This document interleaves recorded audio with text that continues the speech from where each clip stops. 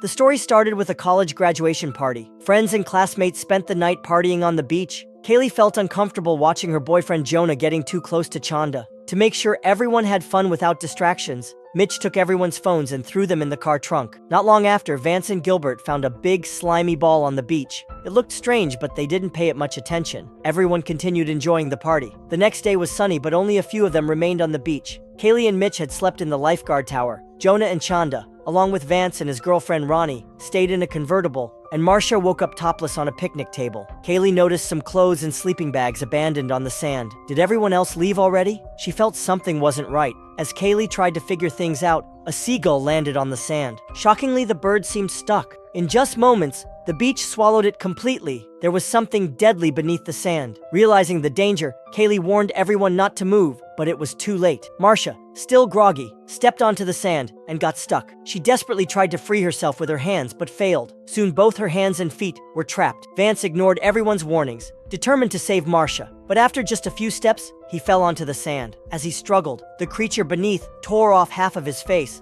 then pulled him under completely. This terrifying scene left everyone stunned. They argued about the truth behind the deadly beach. Without their phones, locked in the trunk, they had no way to call for help. Jonah tried to start the car and drive away, but of course, it wouldn't start. Kaylee wanted to know what was hiding beneath them. She carefully placed her hand near the sand. Immediately, many transparent tentacle-like creatures emerged, following every movement of her hand. Meanwhile, Gilbert, who'd gotten drunk the night before, had been stuffed into a trash can as a prank. Ironically, this saved his life, for now. Gilbert woke up cursing and struggling to get out, but he was too fat and stuck tight. Mitch quickly explained the deadly situation, warning everyone to stay put. As long as they avoided touching the sand, they would be safe for a while. But as time passed, their willpower slowly faded. Kaylee couldn't understand. Last night, they'd been playing on the sand without issues. Why had this deadly monster suddenly appeared? Where had everyone else gone? Had the creature eaten them all? Thinking about this pushed everyone to their breaking point. Gilbert had it worst. Not only was he painfully stuck, but he was also roasting under the hot sun. Nearly losing his mind, Gilbert began shaking the trash can, desperate to escape.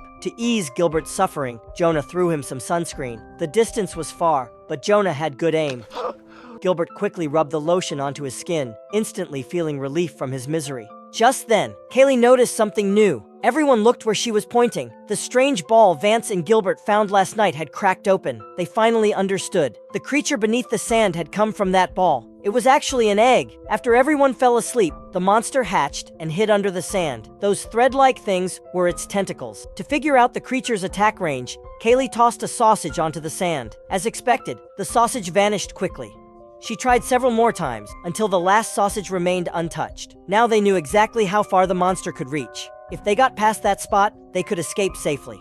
The only problem was that the safe spot was pretty far away. How could they get there without touching the sand? Jonah came up with an idea. There were 2 surfboards in the car. He placed one surfboard onto the sand, stepped onto it, then carefully placed the second surfboard in front of him. Everything went smoothly, but as Jonah put one foot onto a wooden stool, the monster struck. It pulled the surfboard backward. Jonah nearly fell, but luckily he managed to hold himself up with his hands. However, the board kept sliding back, and Jonah couldn't hold on much longer. The monster's tentacles appeared again, trying to stab Jonah's stomach. In a desperate moment, Jonah jumped with all his strength onto the picnic table. He was safe, but his stomach had been injured. Pain quickly spread through his body. Clearly, the tentacles were poisonous. Jonah rested on the table for a moment, and then noticed Marcia's bag left behind. As he searched for something useful, a banana fell out onto the sand. Without thinking, Jonah picked it up. He suddenly realized the monster didn't attack him. Holding the banana, he slowly moved toward the fire pit. Surprisingly, the tentacles stayed away. Jonah figured something out. The creature was afraid of fire. To test his theory, he jumped directly onto the fire pit. He was right. The monster didn't touch him.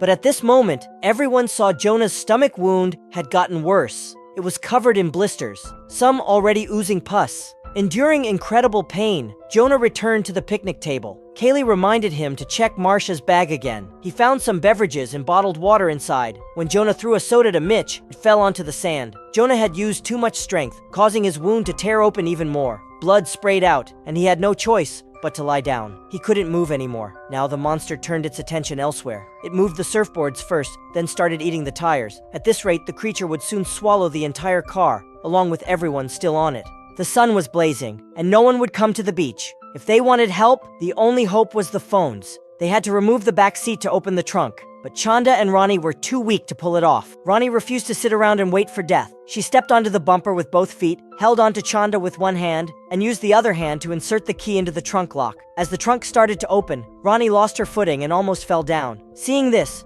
Mitch grabbed a body hook and tried to help. They all worked together and were just about to succeed when suddenly, a beach patrol car came near. The siren startled Ronnie so badly, the trunk slammed shut in the panic. Ronnie fell onto the car and got her fingers caught. They waved frantically for help. Kaylee shouted at Beach Patrol Officer Alex not to get out of the car. She begged him to call for backup. There was a monster under the sand that ate people, but no matter what Kaylee said, Alex didn't believe her. He accused them of being high on drugs. When he saw Jonah lying weakly on the table, Alex stepped out to check. Everyone thought he was a goner for sure. But to their surprise, nothing happened. Alex was completely fine, thanks to his boots. Apparently, the monster couldn't hurt you if there was no direct skin contact. Alex walked up to Jonah first. He looked at Jonah's stomach and turned away in disgust, thinking it was some kind of STD. Then he went over to Gilbert, trying to pull him out of the trash can, but he failed. The whole situation made no sense, and Alex was frustrated. He walked to the lifeguard tower and ordered Kaylee and Mitch to come down, but going down meant certain death. Of course, they refused. Furious, Alex threatened to spray them with pepper spray. While yelling, the key hanging on his belt slipped off. He bent down to pick it up without thinking, but the moment his hand touched the sand, he couldn't pull it back. Panicked, Alex sprayed pepper spray at the monster's tentacles. Good news, the creature hated the burning sensation and backed off. Bad news, Alex's arm was already mostly gone. After a scream of pure agony, Alex collapsed to the ground. He became the monster's next meal. His death made the others even more hopeless, but Kaylee quickly grabbed his pepper spray. Then Mitch came up with a new plan. He wrapped his feet with towels and prepared to run across the sand. As Chanda tossed a towel to him, Mitch stumbled, crashed through the railing, and fell flat on the sand. Immediately, tentacles shot out from all directions, stabbing deep into his skin. Within moments, the creature devoured Mitch completely. Not even a bone was left behind. All that remained was a horrifying, human-shaped bloodstain on the sand. Mitch's brutal death threw everyone into sadness again. But Kaylee knew it wasn't the time to grieve. They had to find a way to escape, fast. She told Chanda to pick up a piece of railing from the ground and place it on the car. Then Kaylee removed a few more sections. She took a deep breath and jumped onto the car. To show Gilbert the escape route, Kaylee told him to try and turn himself around. Gilbert gritted his teeth and pushed through the pain. Meanwhile, with Kaylee and Chanda's help, Ronnie finally pulled her trapped fingers out of the trunk. Kaylee and Chanda laid the metal railings across the sand, planning to walk across them to reach the picnic table and regroup with Jonah. They made it safely. Then, it was Ronnie's turn, but something went wrong. She moved too quickly, lost her balance, and fell onto the sand. In a panic,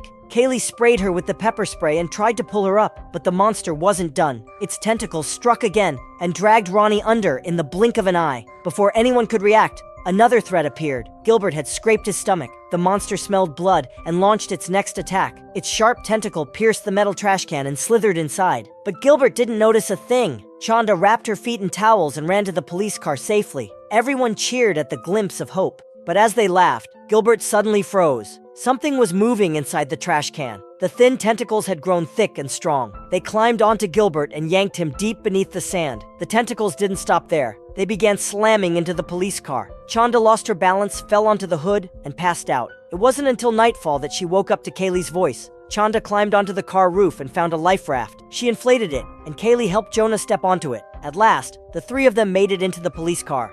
But the danger wasn't over yet. The vehicle shook violently. The monster's tentacles returned. Only now, they were thicker and glowing with an eerie blue light. Kaylee realized they had no way out, so she climbed onto the roof and grabbed a gas can. She poured gasoline all over the sand. When the tentacles approached, Kaylee lit a match from her pocket and set the sand on fire. The tentacles burst into flames. Kaylee quickly climbed back inside. The creature tried to open the door but failed.